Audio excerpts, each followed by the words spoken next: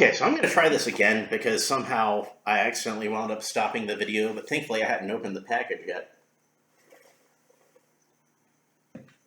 Get a little sip of my icy here. So I'll just start all over again. It'd be easier that way.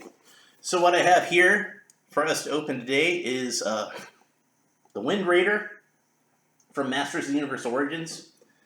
And there's a lot of cool stuff on this box that I want to get into real quick. And first of all, we got an awesome picture of He-Man riding the Wind Raider into battle. And it says, Assault Lander, wings and tail move, has grappling hook and winch, carries He-Man on surprise raids. And we can see the Wind Raider in the box, unassembled. It says unassembled right there. You can see the wings and the tail fin ready for the kid or the kid's parent to snap them on. And then on the back here, we got a cool action scene with Castle Grayskull in the background, and the Wind Raider is just kind of sitting there. But you can see He-Man and Teela and Man-at-Arms, and they're all running into action. And this is a very Lords of Power looking Man-at-Arms. And you can see there's Red Beast Man, and then there's Skeletor over here. Faker, positioned right here. This mysterious frog character. I don't know who that is yet. Nobody knows who that is. It's a mystery. Nobody knows who that is except the people at Mattel. And this funky cosmic gladiator looking guy here, who looks like he's rushing into battle with Zodak. And in fact, the same character is depicted on the side here, battling Zodak. So I guess this guy is supposed to be Zodak's arch nemesis, who we don't know a lot about. Which I don't know how you can be arch nemesis with a guy who's neutral. And his whole thing is he's neutral. So like, do you fight over who's the most neutral? Like, who cares the least about the outcome? Like, I don't have a dog in this fight. Yeah, well, I don't even have a cat in this fight. Yeah, so that's pretty funny. The cross-cell artwork features only 3 figures. He-Man, Skeletor, both in battle armor, and Buzzsaw Hordak. So 3 deluxe figures even. I guess technically 4 figures are on here because you can see the Sorceress that comes with Castle Grayskull. And the Wind Raider, which obviously you've already bought. And it's got how to use the Wind Raider on the back, where you can launch the grappling hook, wind back the grappling hook with the winch, roll the Wind Raider along on the ground, and even perch it on top of Castle Grayskull, which is why I have Castle Grayskull right here, because we're going to do that. So, and then there's these funky purple and red Wind Raider looking vehicles, like evil looking Wind Raiders for the villains. So hopefully they'll make those, because I think those would be really cool. And it looks like it would be just like a very simple retool of, you know, some of these accessories, like a slightly different grappling hook, a slightly different, instead of the dragon skull here, you'd have a ram skull, because, you know, Skeletor, and the wings are kind of more bat-shaped than what we have here. And also, because I want to be really thorough about this, I've got the Sky Sled, so we can compare the stands that those come on. And I also have, so we can compare it, I have the Classics version of the Wind Raider, so we can compare the sizes and everything like that. Guest starring Classics He-Man, my personal favorite He-Man figure, and this is the one specifically that Super 7 put out, which is Ultimate He-Man. And even though I use the finger quotes there, I feel like this figure lives up to his name. This is my favorite He-Man figure of all time. All right. So, without further ado, since I spent almost 5 minutes on preamble and talking out of about a box that I'm just going to open up and throw away anyway. Well, I mean, I'm going to cut the artwork off of the back because I do like collecting that artwork. It's really fantastic artwork. By the way, the artist who does this art, he had just put out like some high quality scans of artwork from the new wave that's coming out right now with the Goddess and Web Store and Lords of Power, Beastman, and what was the other one that came in the set? Goddess, Lords of Power, Beastman, Web Store, Stinkor, that was the other one. And of course, all this stuff fell right in the ground. Already I see something that I really like about this base, but all in the fullness of time. Okay, so where did I put the razor blade? There it is. So I'm going to need a razor blade to cut through all these rubber bands. The damnable rubber bands. They say they care about the environment, but how many of these rubber bands litter our landfills? I ask you that. Alright, so let's... Got a couple more rubber bands to cut here. Get these wings out of here. So the original Wind Raider is kind of infamous for its wings being very delicate. And like once you plug those wings in, they were in there, allegedly they were in there permanently, but they broke off really easily. And it's kind of the bane of collectors' existence trying to find a Wind Raider that still has the wings intact. So we got some of these things down at the bottom. I'm familiar with these from collecting Imaginext. Yeah, I like Imaginext, even though I'm a grown-ass man, sue me. So, the anchor is still in there with the rubber band. Because, God forbid there be something in this vehicle that isn't held on with a rubber band. So, since this got pulled loose, since it was attached to a rubber band, might as well go ahead and get all these rubber bands off. I hate these things. Ah, such a pain. Alright, so there's a little button here. And I guess we press that button to launch it. You'll notice that, like, as I turn this, I'll tilt this down a little bit more so that you can see this a little better.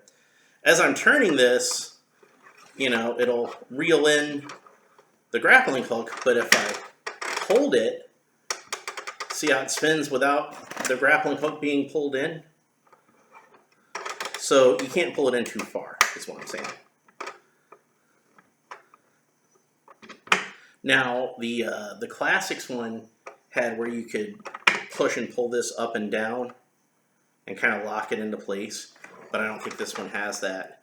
So let's have a pretend play scenario. First, I'm going to take this out. Get this tail fin out of here. Come on, tail fin. You're my last piece that I need. Okay. And then I'm pretty sure that's everything, so I'm just going to set this aside. We don't need this anymore. Get that out of my way. Get me a sip of my drink because I'm kind of thirsty. I got an icy.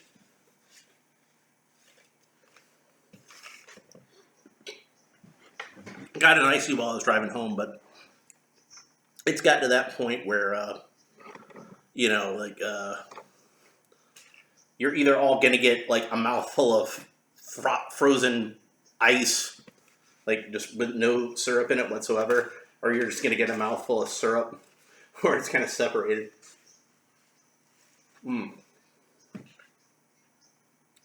Like, really, that much more left. I'm sure you guys are really interested in that. Alright, so I happen to have Faker right here.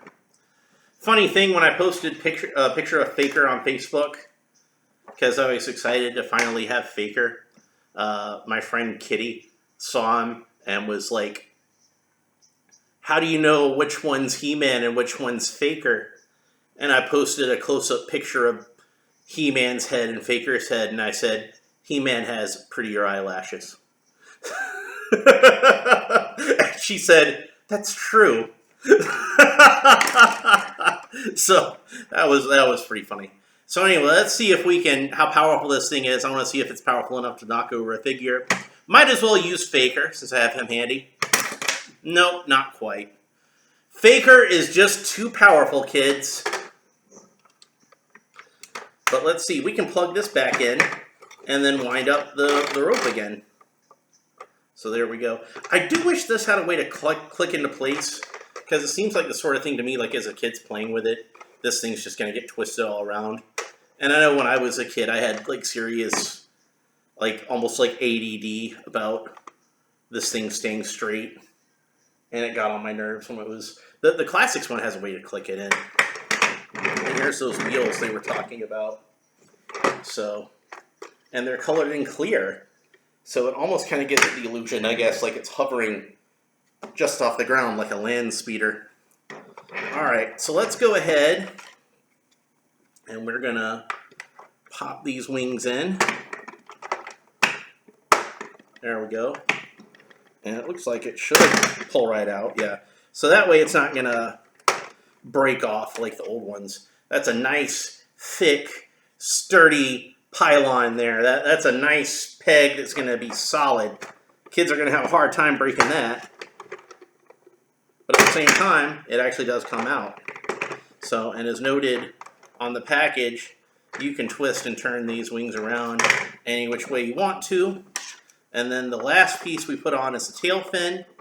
And that should snap in. Looks like we put the bottom in first. And then snap it in like so. And that is our completed Wind Raider. So honestly, I think some assembly required probably would have been a better tagline to put on there than unassembled. Because it's mostly assembled. You just have to pop on the wings and the tail fin. And I think any kid of any age could probably do this. Like, if they're capable of talking and putting together a puzzle, like, yeah, a 2 or 3 year old could probably put this thing together. At least a clever 2 or 3 year old. So, and all this stuff, all this detailing is stickers, which kind of surprised me because I'd expected they'd tampograph this stuff on there, since they do that a lot these days. I mean, Faker's sticker on his chest was tampographed, so I kind of figured this would probably be tampographed. Likewise, I was surprised when the stuff on the Sky Sled was stickers instead of being tampographed. So I guess maybe that was their way of keeping it a little more old school. I don't know. But I will say that I am grateful that I don't have to apply the stickers myself, because I get, like, seriously, like what was the word I'm looking for? It's a very traumatic experience for me to try to put these stickers on. I get them, like, just ever so slightly askance. And then, you know, I'm just kind of like, it's that way forever. And I'm a broken man. So.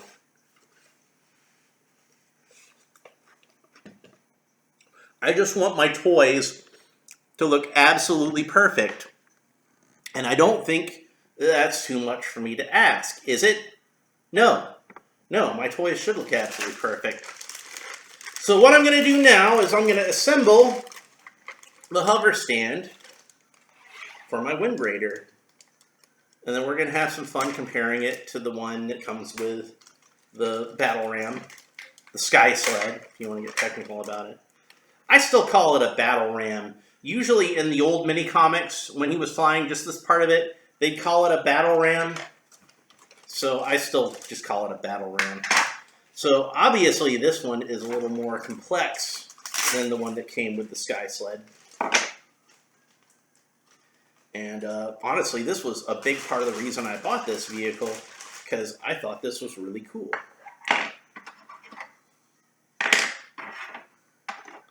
So you can put this silver piece in here, like so. And it looks like that's removable. If this works the way that I suspect it's going to work, there's probably a reason for that.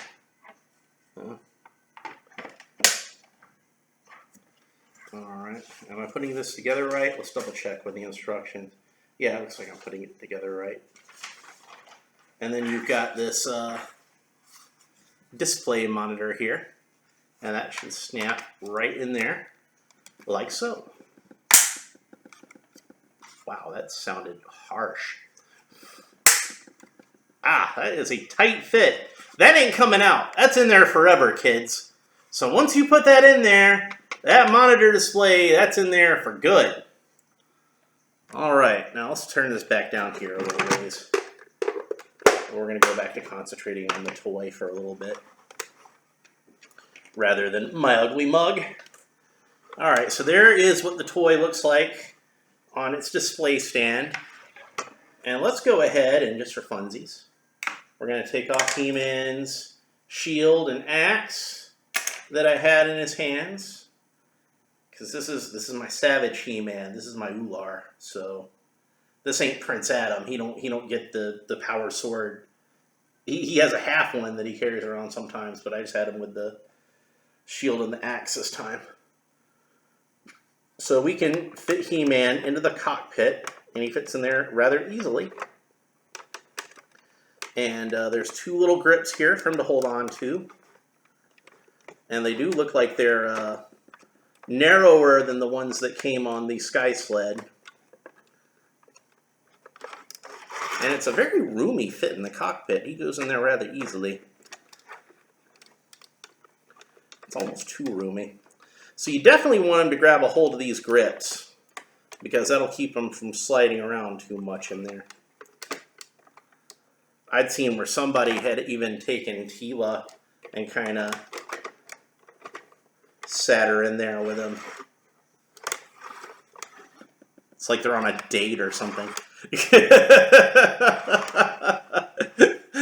Yeah, I figure like, you know, a lot of kids would want to put two characters into the Wind Raider, because a lot of the times they showed more than one character in the Wind Raider, but there's just not enough room for it. I can barely fit her in there sitting on his lap.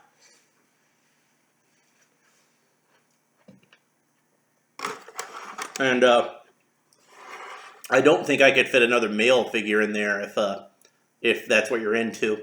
So just in case you're wondering, just for the sake of equality, we'll go ahead and try to put Man-at-Arms in there too. Just for the sake of, oops, popped the top half of him off accidentally. But yeah, he won't fit in there. There's not enough room. So if that's your particular ship, that's not going to work with this ship. If this is your particular ship, then yeah, she fits in there just fine. If you wanted to fit two female figures in there, I'm sure that would be really easy too. I don't have a figure of Andra or whatever her name is from the Netflix show, so I can't simulate that particular subtext if that's what you're into, because I don't have that figure. Although I would actually like to have that figure in Origin style. Like I actually liked that character fairly well. I thought she was all right. She wasn't too obnoxious or anything, so. I know a lot of people are really down on that show. I should probably make a video talking about it, but I kind of feel like, honestly, I'll say this right now, as far as Revelation goes, I really do feel like I should reserve my judgment on the show until I've seen like all the episodes, and there's still 5 episodes left. So I've got this turned up really high because I want to try to get a good shot of the Wind Raider on top of Castle Grayskull. And it looks like it's supposed to perch on this shorter, on the shorter one. I can't tell if you need to have it open to do that. It says attached to the castle platform, but it doesn't say whether you need to open it up first. I tell you what, let's first try to put it on there as just with the castle closed, and see if it fits on there that way. So the silver part actually detaches from the green part. And before I get any further with this, I want to show you something that I liked. Was it's got the same coat of arms from the drawbridge of Castle Grayskull on there. So that gives it like a nice little bit of symmetry. Now let's see if I have this tilted up high enough that we can get a good look at the Wind Raider. Okay, so there's a little slot there, a little hole for that peg to go into, and it doesn't look like it's going to fit in there with the castle being closed. So that means I'm going to have to rearrange this a little bit, because I'm going to need to open this up, and that means I'm going to need a little bit of room to open this up. And let's see if we can fit Yeah, there we go. So that should fit on there like so. Oh, that's perfect. That gives us exactly the right look there. Now, once we got it on there, if you want to close the castle, you can, but it is still kind of a tight fit, and this is pressing up against the roof, the thatched roof on the other side. So, but let's say you have very little shelf space at your house, and you don't want this Wind Raider taking up a lot of valuable real estate. You can perch it right here on the top of the castle, and that'll be a way that you can save some space, and that's pretty cool. Although, for me personally, the vehicle that I really want to be sitting on top of Castle Grayskull is the Talon Fighter, because honestly, like, and I know I'm probably going to get a lot of people calling me a heathen, and like wanting to run me out of town on a rail and tar and feather me for saying this. But honestly, the Wind Raider is not my favorite Masters of the Universe vehicle. My favorite is the Battle Ram. It's not even my favorite Masters of the Universe plane, because my favorite plane is the Talon Fighter. But I think that very few people would argue with me when I say that unequivocally the Wind Raider has got to be one of the most iconic vehicles in Masters of the Universe. And if it's not like the number one most iconic vehicle, it's a close second to the Battle Ram. Now, I know that Mattel has a lot of love for the Wind Raider, because almost every single time they go to do vehicles for He-Man, be it vehicles that the figures are supposed to go with, or, Hot Wheels type vehicles, or like the Mega Constructs line, the Talon Fighter, like the Wind Raider, 9 times out of 10, the Wind Raider is the one that they go with to be that vehicle. And if it's not the Wind Raider, it's usually the Battle Ram. And I think like the one time I can remember that it absolutely was the Battle Ram was half of the Battle Ram, not even the whole thing. Granted, this is the best part of the Battle Ram, but still, we don't have the whole thing yet. I stress yet. Come on, Mattel, let's get a whole Battle Ram. But do the Talon Fighter first, because we really need a Talon Fighter. At least I have half of a Battle Ram. I don't have any of a Talon Fighter. Give me the Talon Fighter with point dread so I can snap it on over here, and that'll look really cool. So, anyway, I do recommend the Wind Raider. I know it's a very popular vehicle, and if you're collecting Masters of the Universe Origins figures, you probably already have plans on buying this, and you might have already bought it. I know a lot of people have pre-ordered it on Big Bad Toy Store, and a lot of those people are kind of frustrated that they're already showing up at Walmart's, even though they haven't had their is it Big Bad Toy Store or Entertainment Earth? That's one of those two. But they're disappointed that they haven't had their orders filled from the online retailer yet, and they're already showing up at the big box retailer. So, and in fact, that's where I got this while I was up today. I got the Wind Raider. Funny story, what happened was I happened to be looking on Walmart.com, actually on the app, not the website, and I noticed they had a Wind Raider, and I'm like, you know what? I'm going to go ahead and order that sucker, because I don't know when I'm going to get to see a Wind Raider again. And, it must have been it was when I woke up, because it was around noon. And, I worked overnight, so I slept most of the day. And ordered this thing on the website, went out to run some errands. They still hadn't put it up as, my order was fulfilled or anything. I decided to go ahead and run by the store anyway, because I happened to be near it. And I saw it on the shelf. So I just went ahead and bought it off the shelf and canceled my online order. So they really should have fulfilled it. All right. To borrow a phrase from one of our favorite YouTubers, it's comparison time. And I'm going to have a look at these two Wind Raiders. Now, I do not have a vintage Wind Raider because, like I said, I have a hard time finding one that doesn't have the wings snapped off. But I do have the Classics Wind Raider, and it's a pretty awesome vehicle. So I was a little disappointed when they first announced they were doing the Wind Raider, and not because I was like the Wind Raider's stupid or something. Like it was more because, like I said, I like the Battle Ram better, so I would have rather had the Battle Ram between the two of them. But you know, it was cool that they were doing a vehicle, so I was happy about that. And I shouldn't be surprised that, like, you know, they did the Wind Raider before they did a full Battle Ram. But at least I got the best part of the Battle Ram, so I'm not going to complain about that. Plus, I still have my old vintage Battle Ram. These Origins figures go great with that. You know, it ain't like with the Classics where I needed them to make a new Battle Ram so that I could put the Classics figures in it. I can already put the Origins figures on my old Battle Ram. Likewise, if I had a Wind Raider that was in decent shape, I probably wouldn't need to buy this one. But I think I would have bought it anyway, because I really like this hover display stand, and I think that's a good way to display the vehicle. And, you know, the fact that you can put it on top of the castle, that just kind of adds to the play value of it. And that should be something that kids should have a lot of fun with, I figure, when they're playing with it.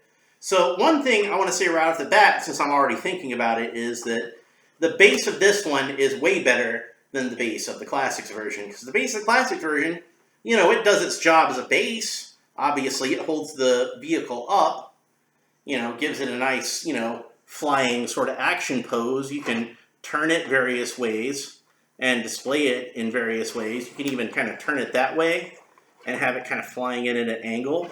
So that's pretty cool. This can do the same thing. You know, you can tilt it various ways. It even kind of clicks into place, which I like. But this also has the advantage of being kind of a mini sort of play set, like a little diagnostic area. Like, let's get Teela out of here so that Man-at-Arms isn't, you know, all flustered seeing He-Man get fresh with his daughter, because that would be irritating. So, at least have a little respect for me. Like, you know, that might be going on behind the scenes, but I don't need to be seeing it. Come on, man. So, I wasn't doing anything, Father. So, alright.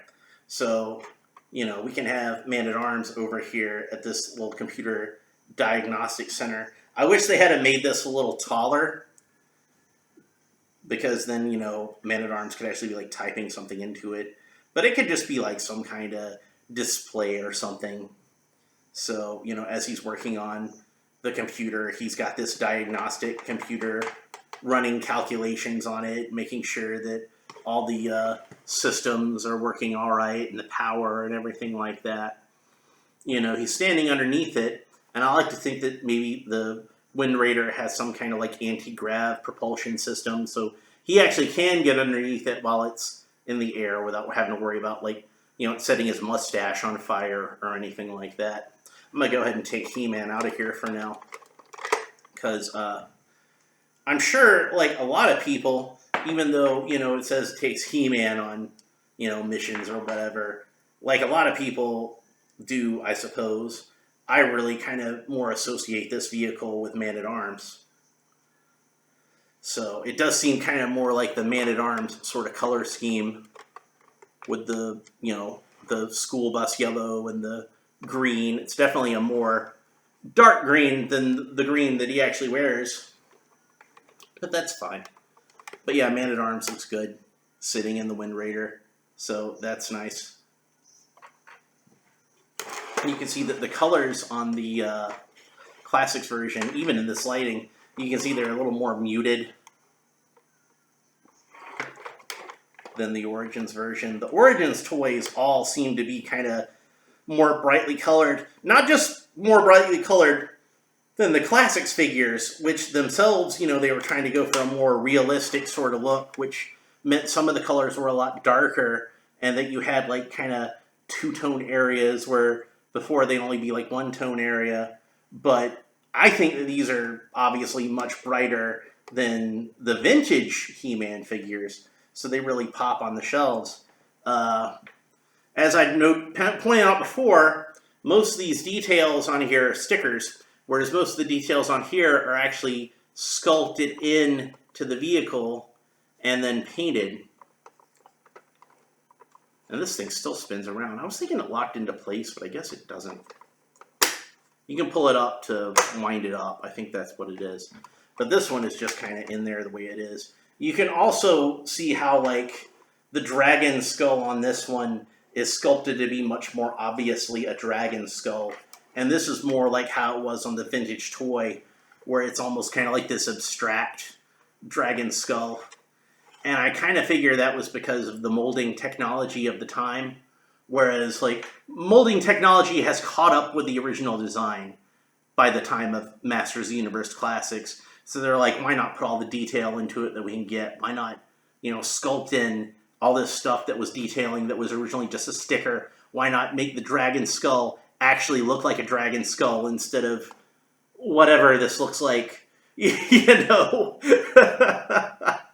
But, that's not the point of Origins, though. The point of Origins is to harken back to that vintage look, so it does look a lot more simplistic and very stylized than the Classics version looks. You can see a lot of the detailing that they put into the Classics version that's just much more simple on this version. For example, see these wires and how, like, there's detail sculpted into the wires, and the wires are painted gold, and they even have, like, little openings in the panel that they fit into. Maybe you can see that on the camera. Whereas this one is much more like how I remember the original toy handling things like this, where it's sculpted in there. You can see tell there's wires and panels and things, but it doesn't have the same level of detail. It's much more simple. But like I said, I don't think that that's necessarily a weakness in the design. I think that was done with a purpose, because they wanted it to have a look and a feel that was much more old school. But at the same time, there are a lot of improvements to this versus the original toy that I feel like are good and warranted. For one thing, and this could just be me misremembering, but I remember the original Wind Raiders being a much smaller vehicle than this, and it was fine when I was a kid, but when I was an adult and went and looked back at pictures of it, it looked like He-Man was sitting in like a fairground ride, like a bumper car or something. And it wasn't anywhere near as it didn't look anywhere near like the size of like a regular vehicle.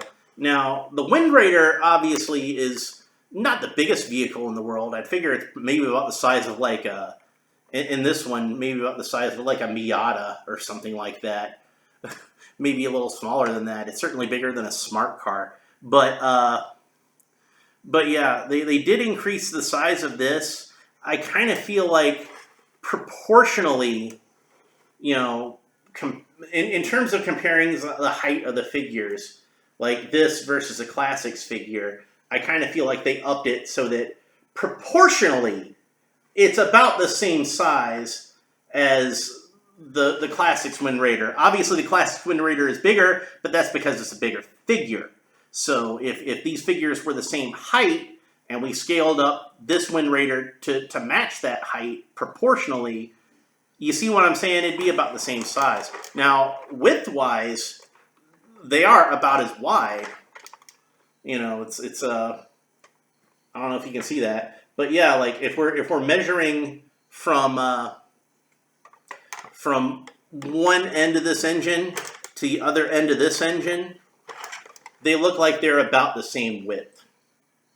They are not the same length, because I would say that we have at least an inch and a half from the length of one end of the engine to the other, and a good 3 inches at least from the end of the tail fin to the tip of the nose cone of the body of the vehicle. So yeah, it's about as wide in terms of the body of the vehicle, but it's not anywhere near as long. Now I want to do a comparison in terms of the wingspan, so I'm going to take Man-at-Arms out of there because I don't want him to fall all over the place. And it looks like, yeah, the wingspan is obviously wider on the Origins, but when I compare, or I'm sorry, on the Classics, but when I compare it like this, the Origins is actually closer than I thought it would be. It looks like it's, in terms of the total wingspan, maybe about 2.5 to 3 inches shorter, and maybe about like an inch to an inch and a half for each wing. So, in terms of the body of the vehicle, it's about the same width. In terms of the wingspan of the vehicle, it's quite a bit shorter, but not as short as I would have thought. So, now, just for fun, let's see how Classics He-Man fits into the Origins Wind Raider, and he fits in there surprisingly well.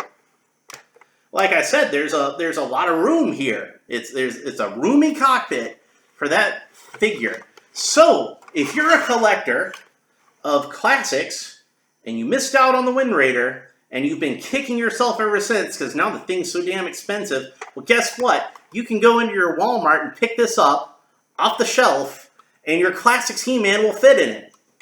How about that?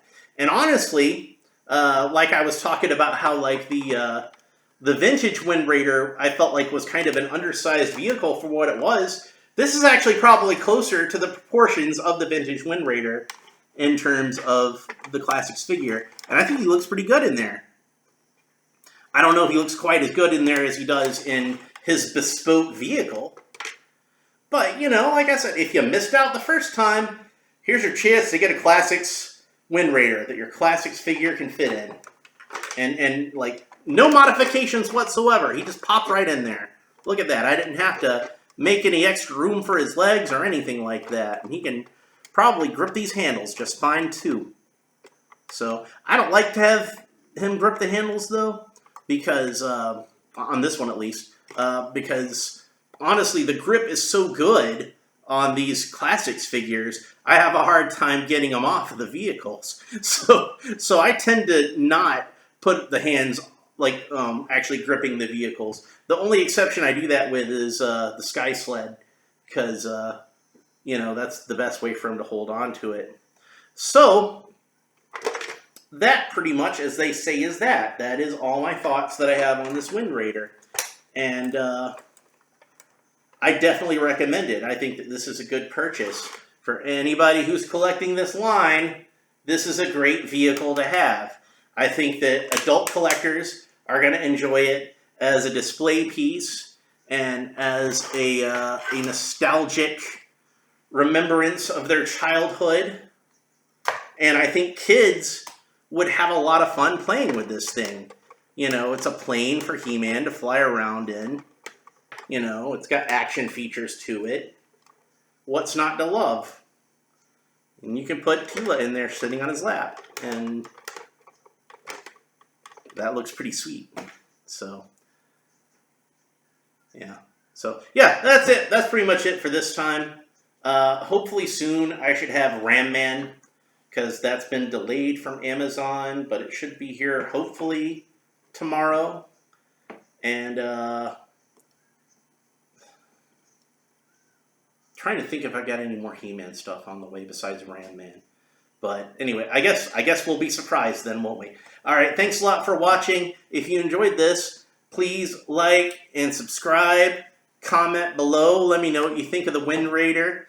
Let me know what you think. Is it Man-at-Arms' vehicle?